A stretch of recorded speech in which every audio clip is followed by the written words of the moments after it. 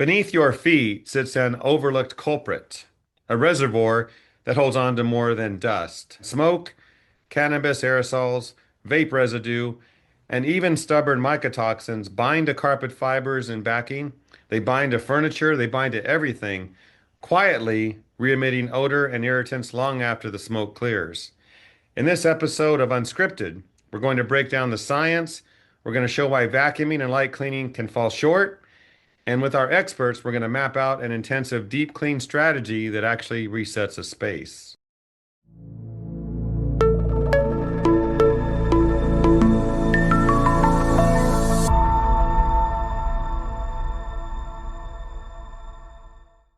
And our panel of experts is here. We have Dr. Gavin McGregor Skinner, the ISSA Senior Director. Gavin, welcome to the program.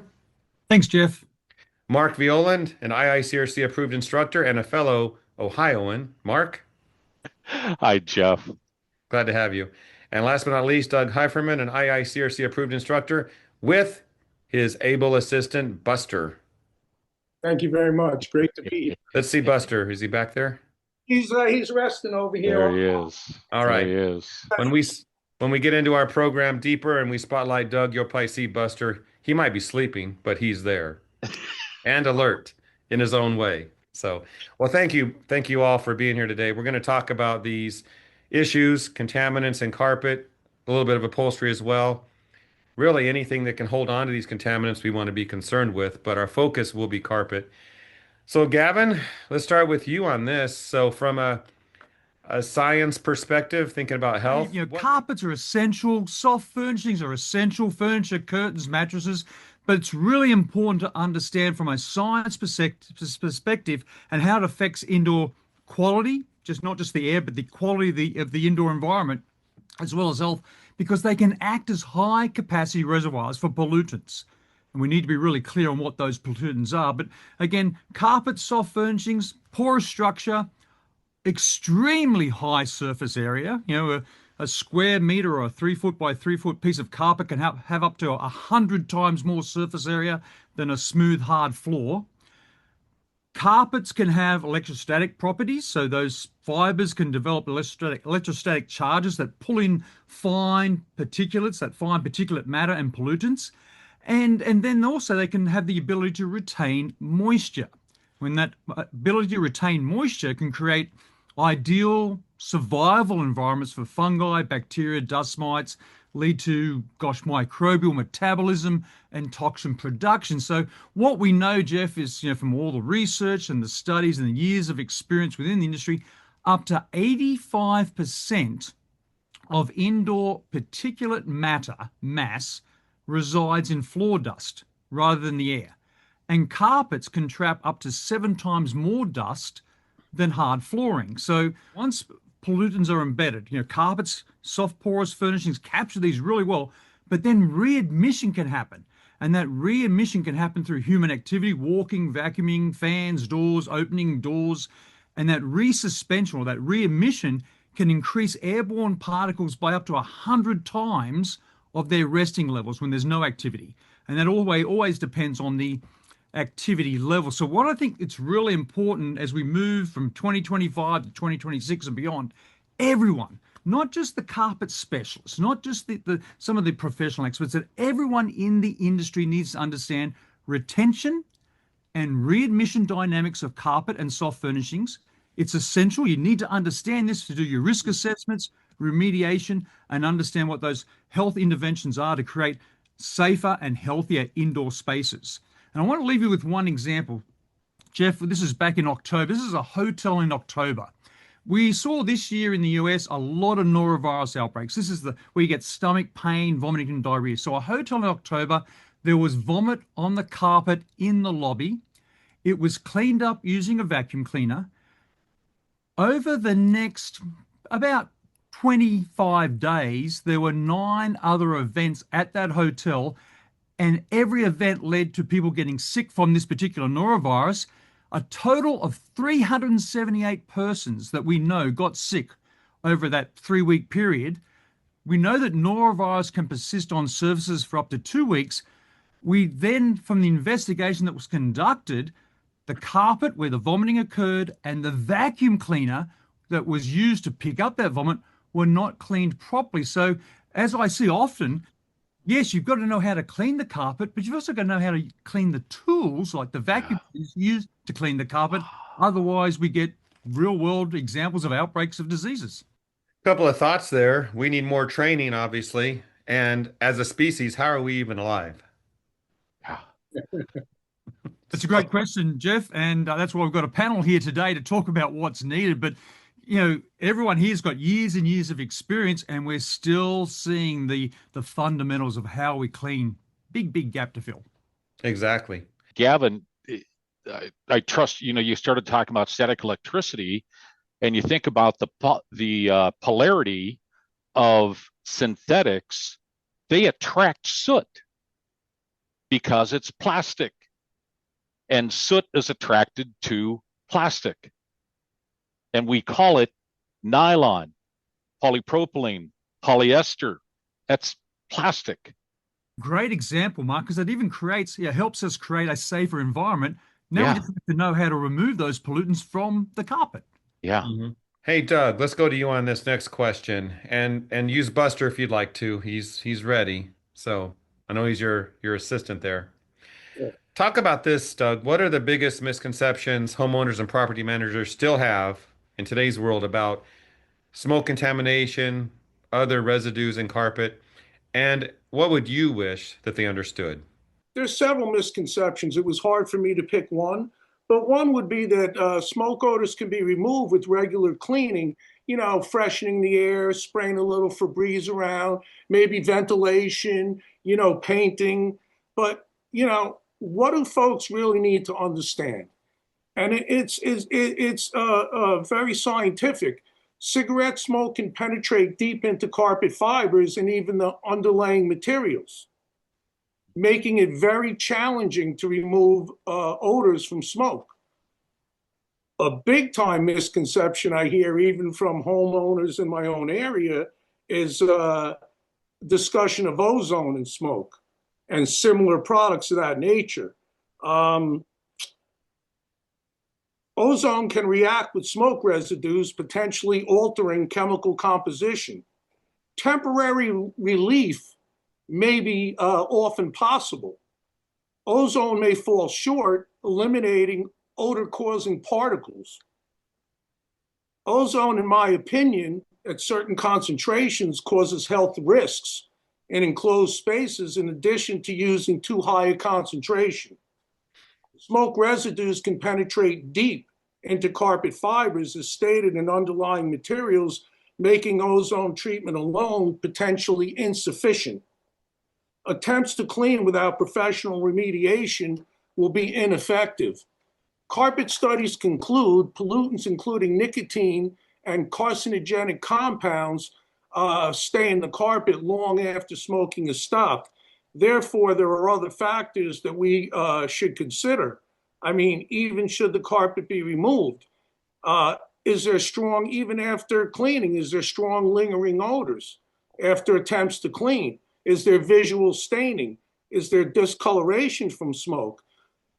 We can't discount individuals that have health concerns. It's a lot deeper than just the odor, right? Do individuals have health concerns or exacerbated by toxic smoke residues? Severe cases, removing the carpet and underlayment, restoration cleaning of the subfloor may be necessary to eliminate these types of toxic residues. There's a vulnerable population that we must keep in mind, gentlemen, such as children, the elderly, pets, and folks with pre-existing medical conditions. Well, thank you, Doug, for that. Good details. So many points we want to consider when we do this kind of work. Mark, let's go to you. And I want to talk about what people assume. Your clients, your custom, maybe some professional cleaners might assume vacuuming or standard cleaning is enough. That's all they need to do. Why do those lighter methods fall short? And this is probably easy for you and Doug to talk about. What are some deeper processes that are needed to remove embedded contaminants rather than just mask odors? some of the things that we don't think about is that deep soil that accumulates in carpets. And I think about cigarette smoke, but what about candle soot? Where does the soot go? And I piggyback with you, Doug. What about vaping? Where do those fumes go? It's the same thing. Those films, does that go all over the walls and in the carpet and deep-seated areas? Let's talk about carpet cleaning, and I can talk all day about that and carpet itself. But there's a set of slides that I and a presentation that I gave in Dalton at the Floor Education Symposium recently, and it was about cleaning and reinstallation. And there's some standards that I regularly reference as a floor covering inspector. I teach, yes, but also my occupation is I'm a floor covering inspector. So there are different standards that I go to, like the S100 carpet cleaning standard for cleaning of textile floor coverings, and the standard for water damage restoration, the standard for hard surface floor coverings, and the standard for the installation of textile floor coverings. But one of the concepts that I feel that most carpet cleaners miss, and it's that aha moment in carpet cleaning. Of course, we know there's 5 methods, principal steps in getting carpet clean: the dry soil removal step, the soil suspension, the extraction, grooming, and drying. But one step that I feel is not given enough credit, and that is the soil suspension step. I feel too many cleaners rush through that step without giving it the proper chat, right? Isn't that the chemical, heat, agitation, and time? I feel too many cleaners rush through this and not giving the detergents that they're using the proper time to loosen the soil. Because when you stop and think about it, and what Gavin was talking about earlier, making a healthier environment. And how do I get my house cleaner? Clean the carpet, vacuum the carpet as often as it should be. How often should it be vacuumed? Well, isn't it, what's the rule of thumb? Once per week per occupant, and that includes dogs. So that, or any animal, every other animal in the home. But we never stop to think about that. And cleaners go into these homes totally loaded with soil, and they don't have the proper tools to do the dry soil removal step. And then using the proper equipment, then the filters being used in that equipment to get the soil out of the carpet. And I always tell my students, check the vacuums in the homes that you are doing work in. Is it working properly? 50% of the time I'll go into people's homes and their vacuum isn't working properly. Check the vacuums in commercial buildings too. The belt's broken or coming loose, the brushes are worn to nubs. It's the wrong vacuum for that environment. So lots of things to talk about keeping homes and businesses healthier for our world. And I'm sure when you look at those vacuums, the bags are not stuffed full, big fat vacuum bags, right? 10 pounds in a 5-pound bag. That's called being economic. Or the vacuum that they didn't put a filter in, and all of this falls out of the door. And I asked the homeowner, where's the filter? Oh, they said you don't have to put a filter in this kind. Really? Yeah, you don't have to, but you should. You should. Thank you, Mark, for that. And Doug, we're going to go to you next. And I want you to talk about, we're focusing on carpet, but I see in the background there, you specialize in area rugs and some upholstery cleaning as well. How does that fit into today's discussion? Because those are in every home, it seems. Area rugs and upholstery can be very challenging when affected by tobacco residues. Fabrics, especially natural fibers, absorb and retain smoke odors and chemicals, creating a potential source of ongoing exposure for occupants. Professional cleaning and restoration will be necessary to remove tobacco residues from textiles. Depending on the fiber, the material, the severity of contamination, some textiles may be salvageable, while others, it may be more cost effective to replace. Again, we should not overlook the health implications of continued exposure to tobacco residues. What is the bottom line? Smoke residues in carpet contain potentially toxic compounds, including volatile organic compounds, polycyclic aromatic hydrocarbons called PAH, formed during burning of tobacco, other types of smoking material. You spoke about vaping, things of that nature. It binds to carpet and textiles. These absorbed residues have the potential to cause cancer. Crucial to address smoke odors quickly and properly, my suggestion would be hiring certified indoor air quality professionals experienced in smoke remediation to assess and remediate the issue. IICRC certified professionals can provide guidance and best practices for cleaning or replacing contaminated smoke odor materials. Thank you, Doug. Appreciate that. Gavin, are you awake? This has been fantastic, Jeff. Of course, I'm listening really intently. Because we have a science question for you. Oh no, not that. Oh yeah, it's time. When we think about secondhand smoke, vape residues, are we dealing with any visible soils, chemical films? We know that's true, or microbial contamination, which you can't see that. Not seeing it, how does that distinction play into what cleaning professionals and those who are in homes and buildings, what they do about that? You can't see it. How important is it to them? What do we do to change that narrative? What's really important here, Jeff, is what you've listened to Mark and Doug and what they've outlined. Those pollutants of concern can all be measured. Everything we've talked about today, we can measure. Now, here's my indoor air quality monitor. I know when someone turns the vacuum cleaner on, they tell me there's a filter in there, and suddenly the particulate matter goes through the roof because my indoor air quality monitor tells me, filter? What filter? Show me the filter. So I can actually then show real evidence with real data whether the vacuum cleaner is working. And as Doug was outlining, understanding those pollutants of concern, those contaminants in carpets have long residence times, especially after the primary sources. So tobacco smoke residue, it persists for years after smoking stops. We've got scientific data, papers published for that. Wildfire smoke can be measurable as surface contamination for over 12 months.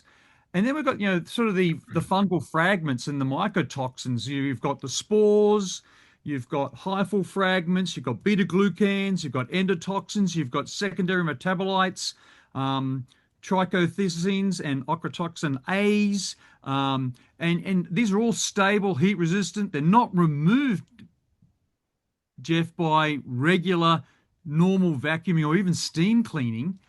And then as Doug mentioned, we've got the semi-volatile organic compounds, the SVOCs, which continuously partition between carpet and air. And they're an important class of indoor pollutants that are of really great health concern because some can be toxic.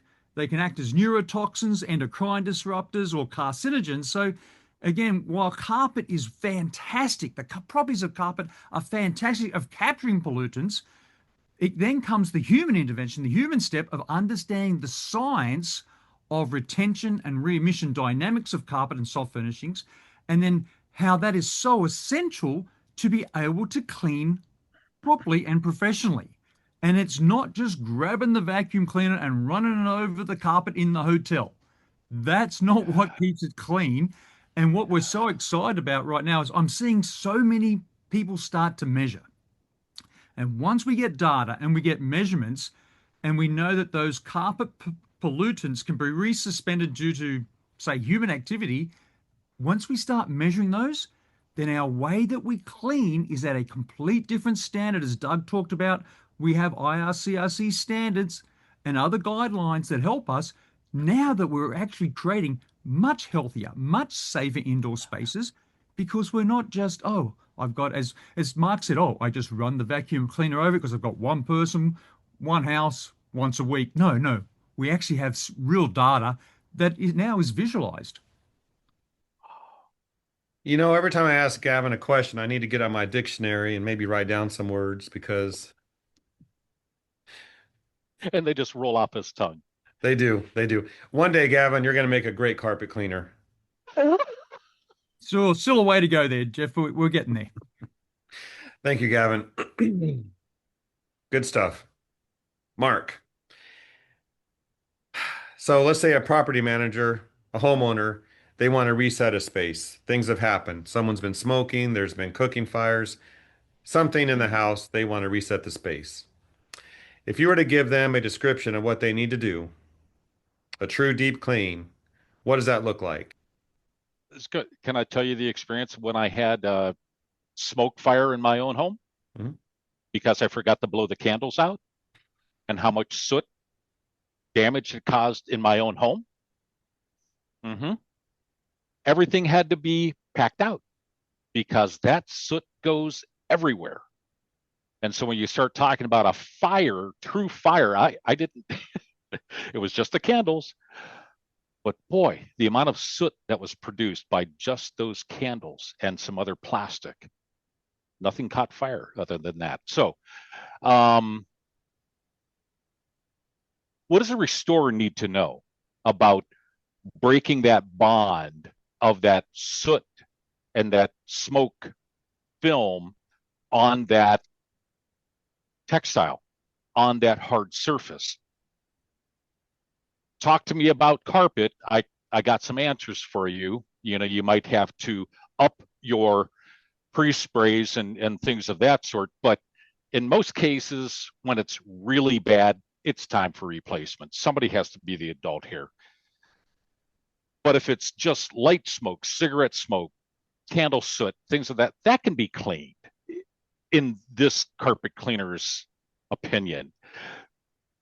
Is it going to get it as clean as you wish it could get, Gavin? Maybe not. But will it get back to a pre-loss condition? More than likely. Now, that takes care of the textiles. What about the air handling system?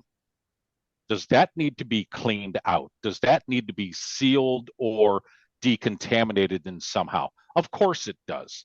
So those are the unseen things that we don't think about that need to be decontaminated as well.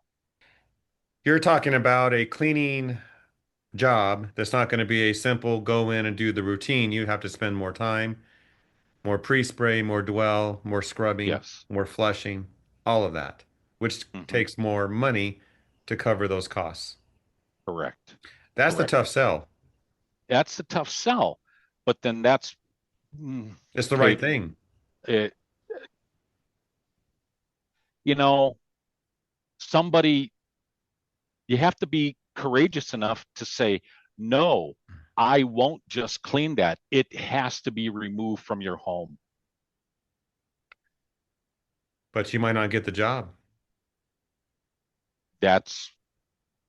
But then are you assuming the risk? Yes. You need to be the professional and you That's the need to be key. able to say, no, Exactly. this is what needs done. And that's really key, Mark. When I, as a disease detective, I'm looking at infection prevention control. When you look at the guidelines written by, say, federal government, Sure. they leave out carpet, they leave out soft furnishings. And it's like, no, we can do this. We can clean these for health. We can clean these for safety. But all the guidelines that came out for COVID left out Oh, wow. key parts of the indoor space. You know, we need carpet, we need soft furnishings. That's the way how we live. But when it comes to us being professional and cleaning them for health, that was left out of the guidelines. And just as you correctly said, Mark, we can do this. We just got to tell the rest of the world how to do it. Yeah. Well, gentlemen, we're about out of time. I'd like to go around the room for some final thoughts. And Doug, let's go to you on to start us off. Bottom line, when it comes to today's discussion, takeaways, cleaning practices and protecting health, what advice would you give in closing? What advice would I give? Hmm? I would suggest that homeowners really research the individuals that they're going to hire. Um, I always tell students, and Gavin, you'll appreciate this. What's the big deal about being trained from Doug Heiferman? I do everything from a health perspective. And one more thing, not to, just add to what my colleague Mark had to say. Here's what I can tell you about cleaning soot damage and smoke damage carpet. If you don't have extensive experience doing restoration work and you've never taken courses in that field, standard cleaning, folks wouldn't even understand the products necessary, the current technologies needed in application of products for removal and proper disposal and all these things. So in other words, it's a lot of things involved. But the credentials of the individuals that come into your home should be of the highest quality.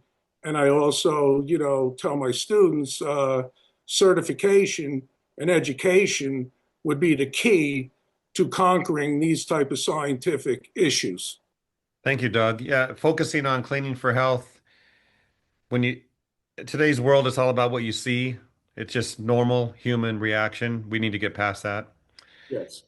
Mark, what do you have to say? Final words, bottom line for you. Would you like to share? One of the things that I people will often ask is, well, how often should I have my carpet cleaned? And I will say, well, according to the manufacturer, it should be cleaned every 12 to 18 months. Wow, that's a lot. Yes, it is. Contrary to popular belief, your carpet up in the second floor master bedroom is dirty, but you don't know it because the carpet is doing exactly what it's designed to do, hide soil. So I tell my students and other professionals and so forth, follow the rules. Follow the rules. This is a standard, but it's also a sales tool. When you can be able to market that you follow the guidelines set forth by the IICRC, who set the standard for how carpet should be cleaned, people usually don't complain about how much you're charging. Follow the rules of cleaning. It's a marketing tool. Well said. Do you want to read a passage from that book? No, just kidding. I was starting to think, where do you want me to start? I'll read a passage. We'll be here till the a passage. You know what? But to piggyback a little bit on what Gavin was saying, doesn't that refer back to some studies that were done some decades ago with Dr. Michael Berry? Good point. Good point. Gavin, you get the final word. Toss some science at us. Oh, I think from what Doug and Mark have outlined here, Jeff, carpet cleaning, soft furniture cleaning is for everyone. It's not a specialized niche market. Everyone needs to know this because it is everywhere. Carpet and soft furnishing reservoirs, they do represent a major pathway for chronic exposure to harmful pollutants, and you need to understand those pollutants of concern. But more importantly, this is for everyone. This is mainstream. You have to understand the strategies that focus on prevention, source removal, and targeted cleaning rather than just reliance on standard vacuuming. And if we can go to scale with the training that Doug and Mark do and say, yeah, we know there's specialist carpet cleaners, but we just trained 1 million people how to clean carpet properly, then we can walk with confidence into an indoor space and go, oh, I can breathe easier because it is safer and it's healthier.